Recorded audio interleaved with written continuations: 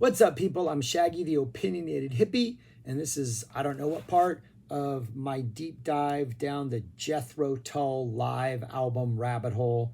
After I did their studio albums, realized they had released a bunch of live albums I had never heard, only heard their first one. So now I'm listening to them in order and sharing my thoughts and then ranking them because I like to rank things.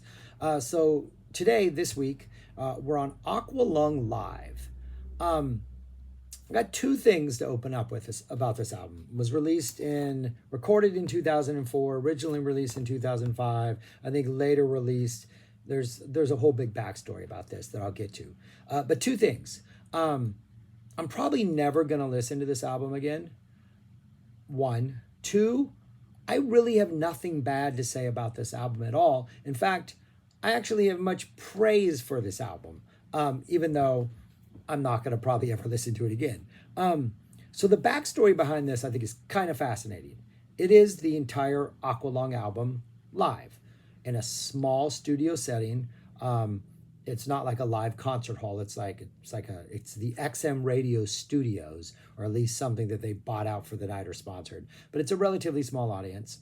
And XM Radio back in 2004 was going to start a series, like something like Then Again Now or some weird phrase like that. But bands like Jethro Tull would perform complete albums live in the studio, and then they would interview them and they would release it. And that's what happened. They agreed to do Aqualung. They did it. Jethro Tull apparently gave away the CDs at shows for a while. They eventually released it officially, and money through the proceeds of the sale, and maybe even like advertising money when they aired it, I don't know, but money went to benefit like homeless charities and, charities that help people. So it is all around a fascinating project. I think the XM Radio project is awesome, to have bands come in and do live albums, even though I'm not a fan of live albums. Hearing it on a radio might be something different. The fact that the money went to charity, that it went to homelessness, Aqualung, all of it I think it's a beautiful, beautiful story. And then upon listening to it, the sound is fantastic. It sounds really, really good. There's a lot of bounce to almost everything. The flute solos are fantastic, very energetic and full. The guitar solos have a lot of bite. Barr is still bringing it. A lot of really great, tasty piano that really adds flavor to a lot of the songs. And the rhythm section is just bouncing. It just has a lot of life to it. So sonically, it sounds amazing. For the most part, they're completely true to the album. I think the live version is about 10 minutes longer than the studio version. And that includes, short amounts of audience noise. A couple songs have extended outros, like big rock endings that kind of don't need to be there. Anytime there's a flute solo or a guitar solo, they get, it seems like 20 to 30 extra seconds to kind of just stretch out and, add a little improv flavor and maybe, deviate from the studio album norm. So there's that sort of leniency in there, and they have that extra time. Hymn 43 has this whole awesome folky acoustic intro before they go into the song, and then there's a little trick in Hymn 43 we'll get to.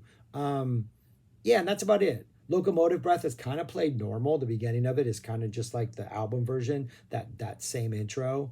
So that's interesting. And there are 6 bonus tracks at the end. Well, I think 6. And it's Ian talking between the songs and introducing the songs. And I think there might even be an interview portion. And the fact that they took those out and put them at the end, or at least the good ones, and didn't include them in the tracks to make the tracks longer. Yeah, I highly, highly approve of that. Good choice right there. But the problem is, it's not the album. And my main complaints are Anderson's voice it sounds good, but it can't compare to 71 Anderson. There's definitely a lack of urgency. There's definitely lack of really biting into some of those harder hitting lyrics. I think that's where the sort of you notice the difference. I think in some of the lighter stuff like Mother Goose, he works it. He's still got some bounce to his voice, but in that grittier stuff, I definitely think I miss the like studio version. And then some songs just can't compare. I think Cross-Eyed Mary is one of the greatest sounding songs ever. I just love that big fat, I guess it's organ sound that dominates like the verses in the song. Fantastic. Um, Everything else, Hymn 43, they kind of pull a trick. They do this acoustic intro, and then when they go into the song, they do an acoustic folky version of it, which is like fun, but it isn't that heavy rock version that the studio album has. But then about what 2.5 minutes into it, 2:15 ish, they go into the full band version. So the last like 2+ minutes is the a full band rendition of the song, but it still doesn't have that really heavy just wall of rock bounce that the studio album has. So just if not for Cross-Eyed Mary and Hymn 43 alone, I would prefer listening to the studio version. I think Aqualung, probably one of the best sounding versions of Aqualung. I think the energy of like the bursting out version, especially once we get to the solo section, kind of makes that one the winner. But I love the way this one sounds in the beginning. I think there's it almost feels like there's a fatter sound to bars, what Barr is playing. It's definitely not as metal or heavy, but it's kind of a little bit chunkier. And then the piano edition is fantastic. All the acoustic stuff sounds amazing. I think the acoustic stuff works better on this live album in a weird way than it does on the studio. Like it's more like everything's mixed up front and loud and level and seems as important. And the guitar sounds good. Ian sounds good in the acoustic stuff. I think it fits his voice well. What else? My God sounds good, really good. The guitar playing, the flute playing. They even do the choir thing in My God, only it's with like, I'm assuming a keyboard. But they have that little flute choir dance in the middle. And it works. I mean, you can tell it's not a real choir, but it simulates it really well. But then the one song, maybe two, the one song that I think, other than Cross-Eyed Mary and Hymn 43, which I don't think I've only heard live versions of Cross-Eyed Mary. I don't think I've heard a live version of Hymn 43 yet. Even the Cross-Eyed Mary versions, which are good, couldn't replicate that. So I'm not blaming these. But the one that truly lacks is Locomotive Breath.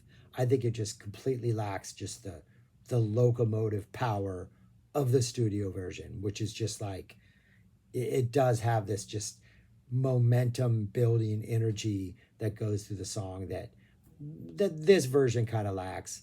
And even Wind Up, the very end of Wind Up when they return to the song and it has kind of that big ending, I feel it's also just not as effective as it is on the studio album.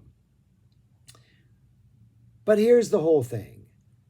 I kind of like all of it. I mean, I love the energy of the band. I think musically they sound fantastic. Ian Anderson messed up his vocals on tour when he shouldn't have been singing. It's not like he was like abusing. Maybe he was. I don't know his personal life. But apparently the problem was because he was giving too much to the audience. So you can't really fault him for that. You wish he hadn't, but he was doing it out of like his love of being a performer. Barr sounds fantastic anytime he plays. The flute playing is fantastic. It's just they did a lot of they did a lot of things perfectly right on the studio album. And I don't think there's enough difference in this one. The longer solo in Aqualung, the longer flute solo in My God, no, there's not a longer one in there. Aqualung, Locomotive Breath doesn't seem to be stretched out. Just the stuff that is stretched out doesn't compensate for the lack of just whoop that the studio album brings. So yeah, those are my thoughts. Like, I don't want to bash on this album. I think its heart is completely in the right place. I kind of love everything about it. It's just not for me. I don't like to go to shows where they play albums. I've seen way too many in my life because a band I love, say Mastodon, will come through and play one of the greatest heavy metal albums ever in Leviathan. I don't want to see that show, but I'm gonna go because it's Mastodon. But I'd rather show up having no idea what they're gonna play. I've only seen 3 that I've actually enjoyed from start to finish. The Decemberist, The Hazards of Love. I think that works perfectly. I'm okay knowing what comes next. And it's such a dynamic experience, and the songs flow into each other that it's like seeing a theater play. Saw that twice, loved them both. And then Weezer came to town and played back-to-back nights, and played the Blue Album the first night and Pinkerton the second. And I enjoyed the heck out of that. So but everything else, I'm like, I don't want to hear you do an album, man. Just stop. Yes, I hate that. 3 albums in a row. Nah, man. Don't do that kind of stuff. There's no excitement. All right. But yeah, so that's why I will never go back and listen to this. I'm going to listen in the studio. But if you like this kind of stuff, this is a good album. They do a good job. They deliver. I'm rambling. Where would I rank this?